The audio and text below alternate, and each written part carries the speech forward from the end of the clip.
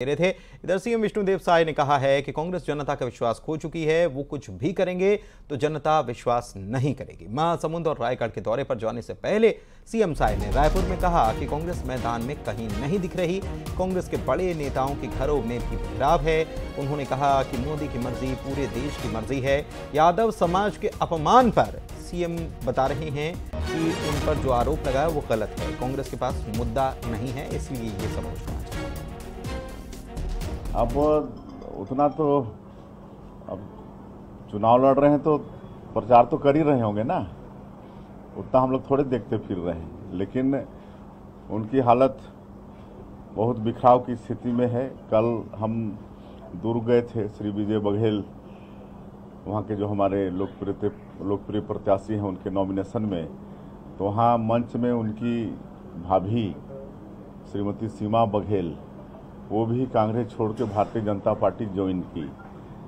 मेरा कहने का मतलब कि आज कांग्रेस की स्थिति है कि बड़े नेताओं के घर में भी बिखराव हो रहा है कि कांग्रेस जनता का विश्वास खो चुकी है, इसलिए वो कुछ भी करेंगे तो जनता विश्वास करने वाली नहीं है। ये गलत आरोप है। कांग्रेस के पास कोई मुद्दा नहीं है, इसलिए पहले भी आप लोग देखे होंगे कि हमारे कुछ स्टेटमेंट को तोड़ मरोड़ करके पेश किए, उसी तरह से ये भी है। हमने कोई यादव समाज पर कोई उनको लठैत नहीं कहा। छत्तीसगढ़ के डिप्टी सीएम विजय शर्मा ने बस्तर में चुनाव पर कहा कि बस्तर में चुनौतियां भी बहुत हैं, लेकिन बस्तर इस बार बदला हुआ है। हर चुनाव से पहले नक्सली वारदात किया करते थे, इस बार ऐसा नहीं हुआ। चुनौतियों के बीच बीजेपी के कार्यकर्ता लोगों तक जा रहे हैं। छत्तीसगढ़ में कार्टून वॉर पर विजय शर्मा ने कहा कि राहुल गांधी बताएं आखिर वे चाहते क्या हैं, क्या समाज में संघर्ष पैदा करना चाहते हैं? नहीं, मोदी जी की मर्जी तो सबकी मर्जी के साथ है। उनका तो नारा है सबका साथ, सबका विकास, सबका विश्वास, सबका साथ।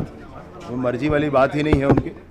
और राहुल गांधी जी बताएं भाई कि वो एक्चुअली चाहते क्या हैं, कैसे शक्ति को समाप्त करना चाहते हैं, कैसे राहुल गांधी जी चाहते हैं कि देश में समानता न हो, लोगों के बीच विभेद उत्पन्न हो जाए, समाज में संघर्ष उत्पन्न हो जाए, ऐसा वो चाहते हैं। इसलिए ऐसी बातें उन्होंने जैसे पूरी जनता के पैसे को लेकर के और कमल फूल के फूल बिछाए थे, उनके लिए गुलाब फूल की पंखुड़ियाँ बिछाई थी, फिर उस गुलाब फूल की पंखुड़ियों का उन्होंने गुलकंद बना लिया था, तो ऐसा फिर वो करेंगे। उनका राजनीतिक वजूद ही कहाँ है यहाँ। पूर्व मुख्यमंत्री भूपेश बघेल ने बीजेपी के चुनाव जीतने के सवाल पर तंज कसा और कहा कि भारतीय जनता पार्टी प्रदेश में 11 में से 12 सीट जीत जाएगी। उन्होंने कहा कि विधानसभा चुनाव के बाद आम जनता ठगा हुआ महसूस कर रही है। विधानसभा चुनाव में कहीं चूक जरूर हुई है, लेकिन लोकसभा चुनाव में इसकी भरपाई की जाएगी। उन्होंने दावा किया कि प्रदेश में ज्यादातर सीटें कांग्रेस की।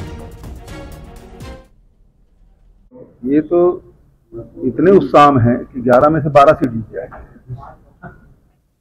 आज हालत खराब है भारतीय जनता पार्टी की।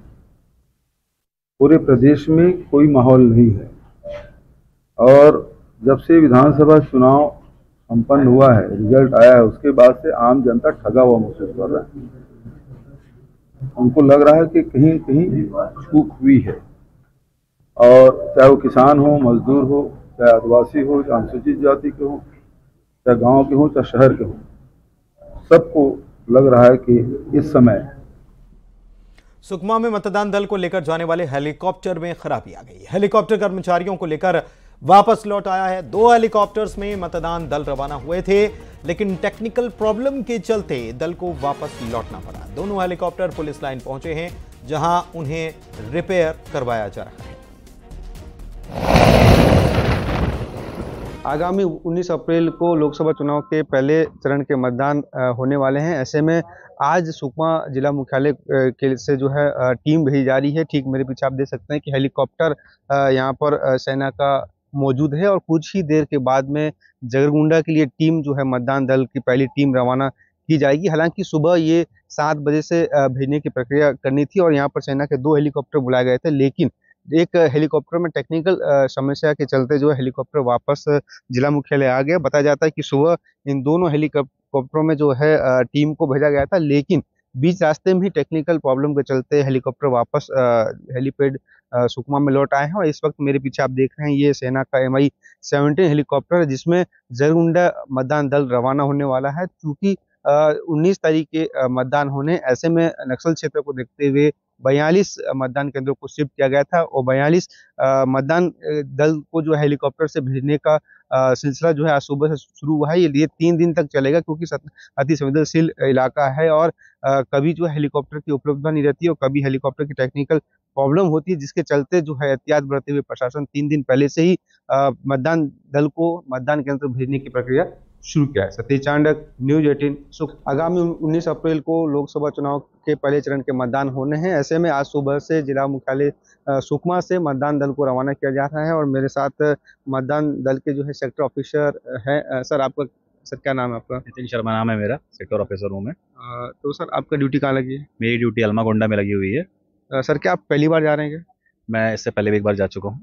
सर कैसा लगता है, क्या डर नहीं लगता है क्या? नहीं, कोई डरने वाली कोई बात नहीं है। कैंप के अंदर रहते हैं और मतदान कराना है वो तो जाना ही है। चुनाव का पर्व है, देश का पर्व है, कराना ही है, इसलिए कोई डरने की कोई बात नहीं है। इससे पहले आपको कहाँ लगा था? इससे पहले मेरा सुकमा में ही था।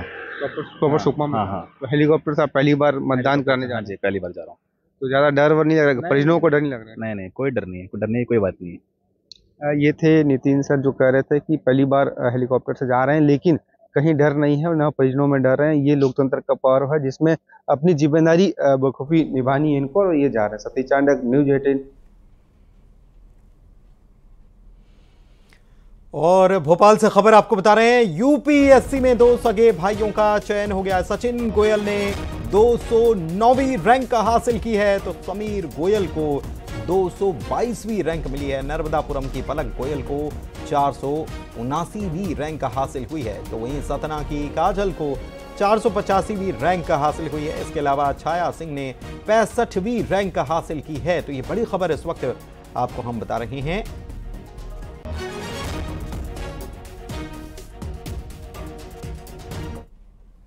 टॉप 20 देखते हैं।